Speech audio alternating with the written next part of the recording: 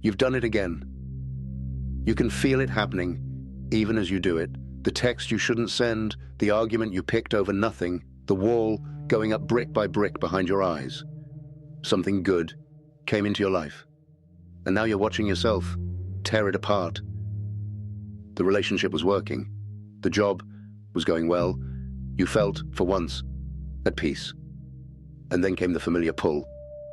That quiet voice whispering that this can't last.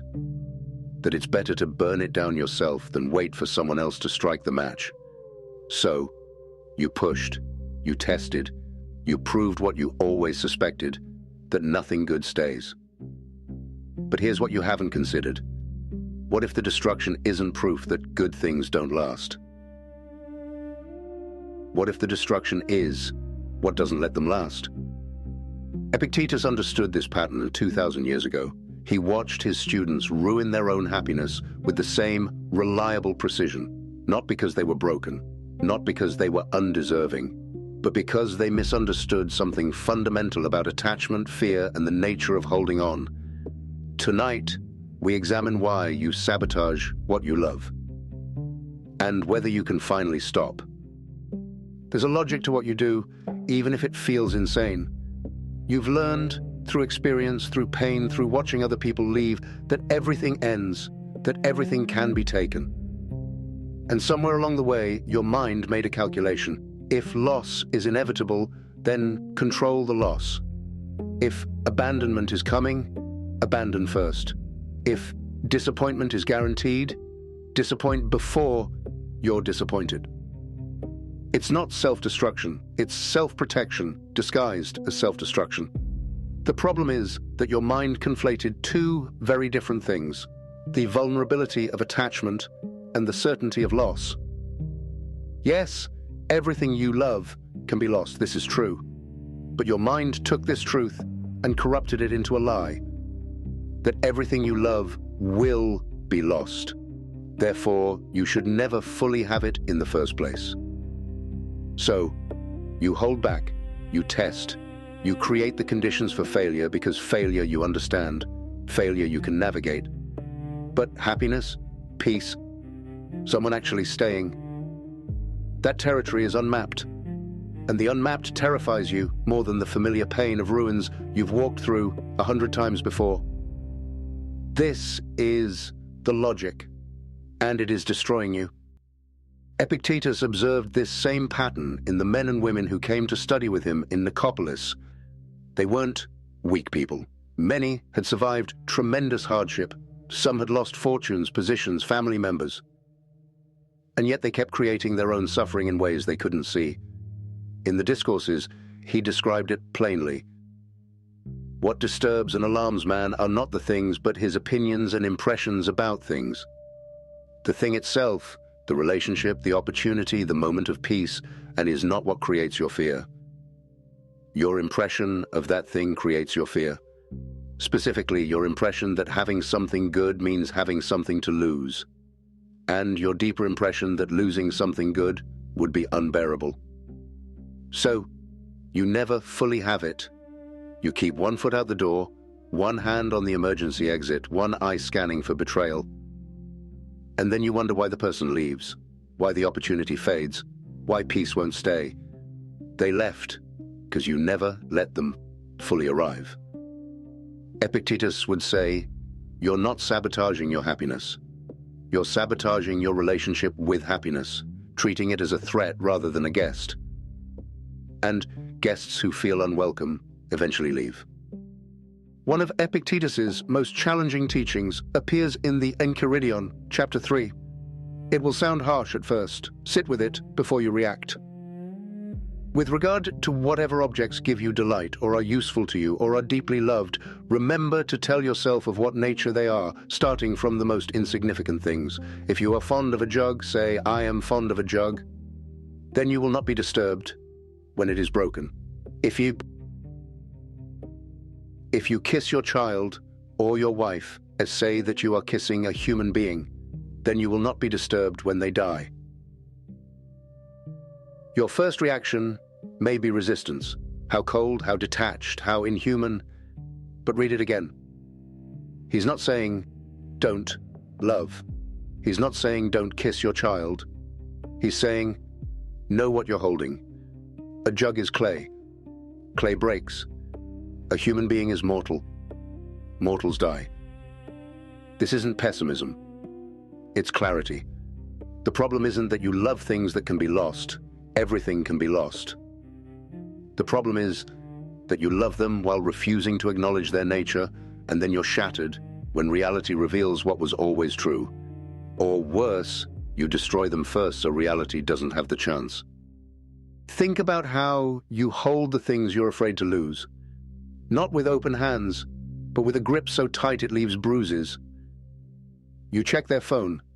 You need constant reassurance. You test them to see if they'll stay, but you test in ways that make staying impossible. You scan for evidence that they're leaving so you can prepare yourself, and then you interpret everything as evidence. A delayed reply becomes proof. A moment of distance becomes betrayal. A bad day becomes the beginning of the end. Epictetus described this in the Discourses. He is free who lives as he wishes, who is subject to neither compulsion nor hindrance nor force, whose choices are unhampered, whose desires attain their end, whose aversions do not fall into what they would avoid. You are not free.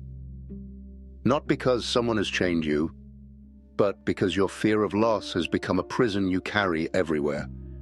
Every relationship enters that prison, every opportunity, every moment of happiness. And inside that prison, nothing can breathe, nothing can grow. Your grip isn't protecting what you love. Your grip is strangling it. Slowly, inevitably, with your own hands. In Discourses, point 1, Epictetus delivers one of his most extensive teachings on freedom. It spans many pages, but the core insight is this. Freedom is not getting what you want. Freedom is not wanting what isn't yours to control. No one who is in a state of fear or sorrow or turmoil is free, but whoever is delivered from sorrows and fears and turmoil, this person is delivered from slavery. Read that again. Fear itself is the slavery. Not the person who might leave, not the job that might end, not the peace that might be disturbed. The fear, the anticipation, the constant vigilance. You think freedom would be knowing they'll never leave, knowing the job is secure, knowing peace will last forever. But that's not freedom, that's just different chains. Because you'd still be dependent on external conditions for your inner state. You'd still be enslaved, just to better circumstances. Real freedom is something else entirely. It's being able to receive what comes and release what goes without being destroyed by either. It's holding things with open hands precisely because they might leave. Not despite it. Let's go deeper. You're afraid of loss. But what's beneath that fear? What exactly do you believe will happen if you love something fully and then lose it? That you'll be destroyed. That you won't survive. That the pain will be unbearable, unsurvivable, eternal. This is the hidden belief that drives everything. Somewhere, perhaps in childhood, perhaps through accumulated hurt, you concluded that you are too fragile. That loss doesn't just hurt, it annihilates. And so you built a strategy. Never love fully. Keep distance. Have an exit plan. But test them before you trust them. And if you feel yourself getting too close, too vulnerable, too attached, do something to create distance. Pick a fight, pull away, burn it down. The building burns, but at least you weren't inside when it fell. Epictetus would ask you, is this true? Have you actually been destroyed by loss before? You've been hurt, devastated, broken for a time, but you're still here. The unsurvivable turned out to be survivable every single time, and yet the belief persists. Because beliefs formed in pain don't respond to logic. They respond to something else. In Discourses 2:1, Epictetus makes a remarkable distinction between confidence and caution, and where each should be applied. This is the key to everything we're discussing. Of things some are in our power, and others are not. In our power are opinion, choice, desire, aversion. In short, everything that is our own doing. Not in our power are our body, property, reputation, office. In short, everything that is not our own doing. Here's his instruction. Apply confidence to what's in your power. Apply caution to what's not, but you've reversed it. You're cautious about your own responses, unsure if you can handle loss, uncertain of your own resilience, doubtful of your ability to recover, and you try to be confident about externals, trying to control whether they stay, whether it works out, whether loss can be prevented. Epictetus would say, flip it. Be confident that you can handle what comes, because your responses are in your power. Be cautious about expecting externals to behave as you wish, because they're not in your control. The first gives you strength. The second gives you peace. Together, they give you freedom to actually love without strangling. Let's make this concrete. In your relationship, in your work, in your moments of peace, what is actually in your power? Not whether they stay, not whether it succeeds, not whether peace lasts, but how you show up, how you respond, what you choose to say and do, how you interpret what happens, whether you act from love or from fear. These are yours, these are always yours, these cannot be taken. Epictetus put it plainly. Make the best use of what is in your power and take the rest as it comes. The rest as it comes, not the rest as you demand it be, not the rest as you manipulate it to become, not the rest as you preemptively destroy to avoid, as it comes. You cannot control whether they leave, but you can control whether you love them while they're here. You cannot control whether the opportunity works out, but you can control whether you give it your genuine effort. You cannot control whether peace lasts, but you can control whether you actually inhabit it while it's present, or whether you spend the whole time scanning for threats until it's gone. This is where your power lives. Here's something you do that you might not even realize you're doing. You test people. Not consciously, perhaps, but you create situations designed to prove what you already believe, that they'll leave, that they don't really care, that if you show them who you really are, they'll be gone by morning. You push to see if they'll push back. You withdraw to see if they'll pursue. You create chaos to see if they'll stay through it. Epictetus would call this a misuse of your impressions. From the very moment impressions come to us, we should examine them and ask, are you one of those things within my power or not? When the impression comes, they don't really love you. Test them. You treat it as truth rather than examining it. You act on it immediately. And then your actions create the very outcome you feared. They leave, not because they never loved you, but because no one can pass infinite tests. No one can prove their loyalty enough to satisfy a mind that's already concluded. Betrayal is inevitable. The testing doesn't reveal their character. It reveals your fear. And it guarantees the result you were trying to prevent. So, what's the alternative? If you stop testing, don't you leave yourself vulnerable? Don't you risk being blindsided? Epictetus addressed this directly in his teaching on the philosopher's stance toward the world. Show me a man who, though sick is happy, though in danger is happy, though dying is happy, though condemned to exile is happy, though in disgrace is happy, show him to me. By the gods, I would fain see a Stoic. The goal isn't to prevent bad things from happening. The goal is to be someone who can be happy even when bad things happen. Not because you don't feel pain, but because pain doesn't have the final word. The alternative to testing isn't naive trust. It's grounded confidence in yourself. You don't need to test them because you know you can handle whatever they do. They might stay.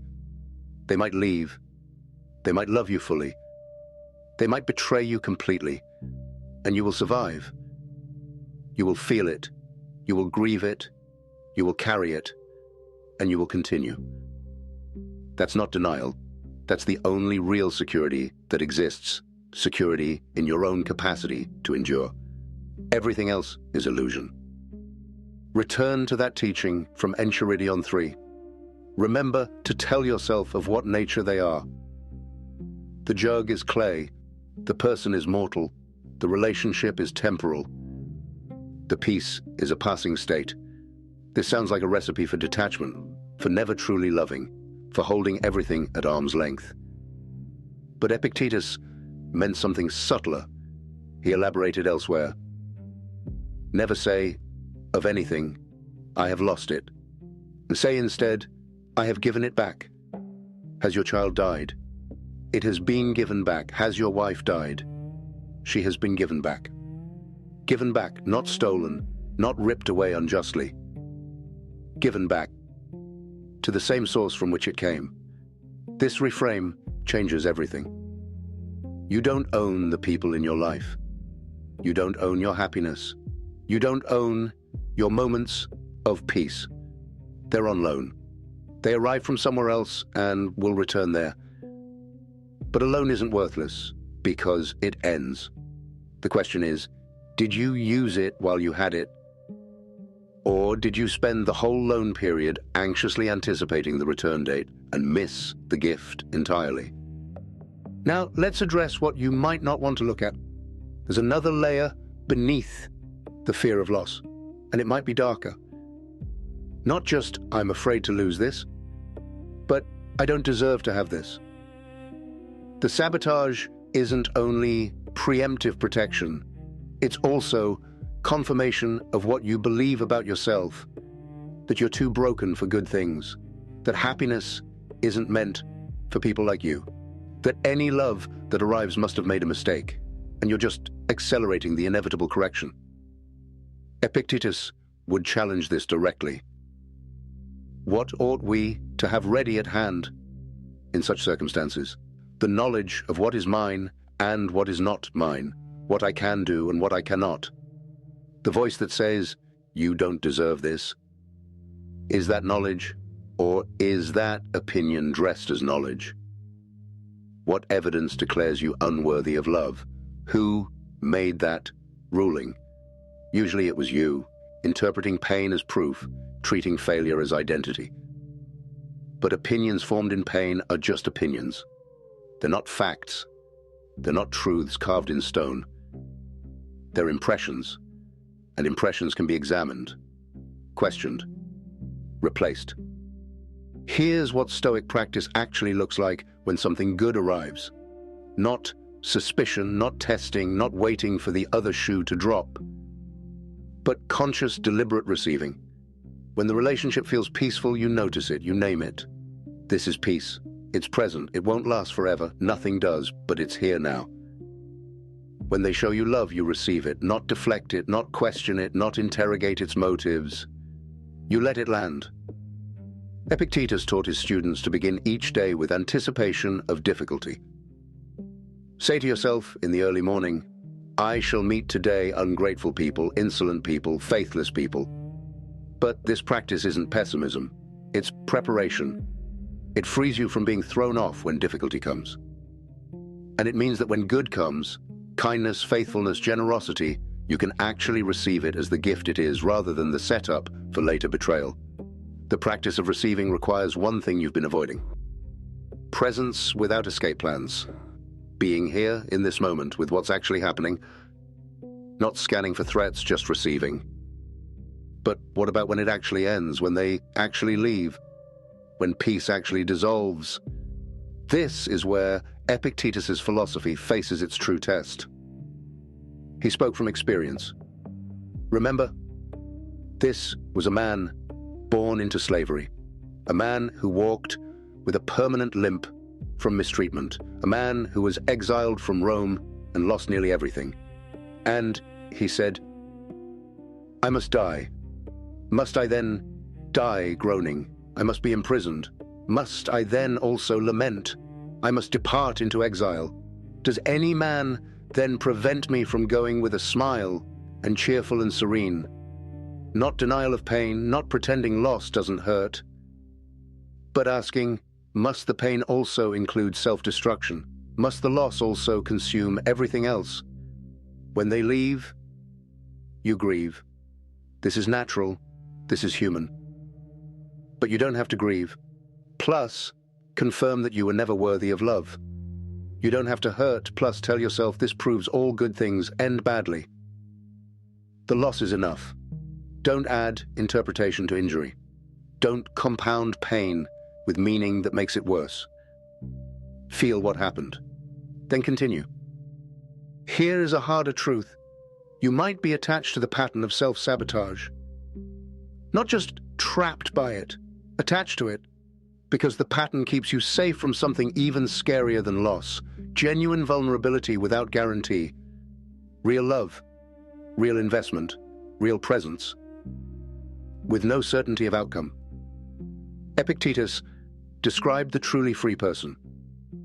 Who is it then that is free?